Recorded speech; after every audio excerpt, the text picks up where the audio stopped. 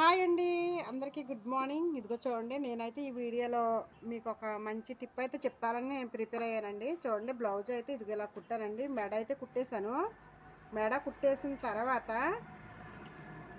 చూడండి, చేతి కుట్లు వేసుకోవడానికి చాలా కష్టం అవుతుంది అంటున్నారండి జనాలు. ఏంటంటే బట్టలో కుట్టి మళ్ళీ చేతి కుట్లు వేయాలంటే చాలా ఇబ్బందిగా ఉంటుంది. అదే చేతి కుట్లు వేసేవాళ్ళు ఎవరైనా ఉంటే నో ప్రాబ్లం. చూడండి, చేతికుట్లు వేసేవాళ్ళు ఎవరికి లేకపోయిన వాళ్ళకి మంచి టిప్ అండి, ఇది చాలా ఉపయోగపడుతుంది. ఇదిగో చూడండి, నేనైతే మెడ మొక్క అయితే ఇలా వేసాను. మెడ మొక్క ఇలా వేసిన తర్వాత ఇదిగో చూడండి, ఇలా మడత పెడుతున్నానండి. చూడండి, ఈ అంచు లోపలికి వెళ్ళాలండి. ఇదిగో చూడండి, ఈ అంచు ఇలా మడత పెట్టి ఓ పాదం ఖర్చు కాడికి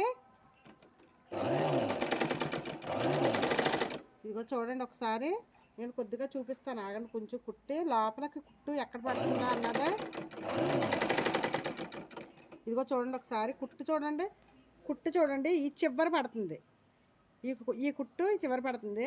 ఈ కుట్టు కంప్లీట్ అయిన తర్వాత రెండో కుట్టు కూడా ఈ చివరికి వేయాలండి. చూడండి, ఇప్పుడు ప్రజెంట్ ఈ కుట్టు చివరికి వేస్తున్నాను. చూడండి,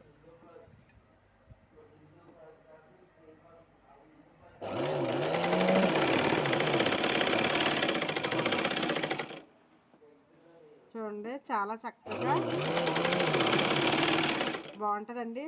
చేతి కుట్టు కంటే అందంగా కనపడద్దండి ఈ కుట్టు.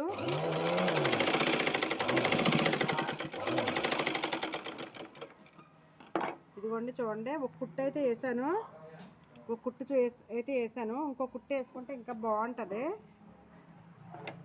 చూడండి, ఇంకో కుట్టు ఈ సుతకే వేయాలండి. ఈ సుతకే వేసుకుంటే నైస్గా అంతుంది.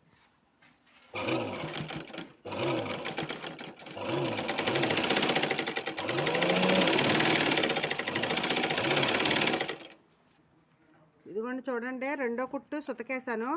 రెండో కుట్టు చూడండి, చాలా నీట్గా ఉంది. ఇలాగా ఇదో కుట్టు రెండో కుట్టు సుతకి రావాలండి. చూడండి, ఇలా వేసుకుంటే నీట్గా ఉంటుంది.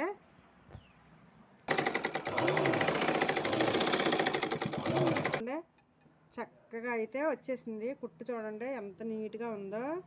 అసలు ఎంత కొత్త వారైనా సరే చాలా ఈజీగా అయితే వాళ్ళకైతే నేను నేర్పుతానండి.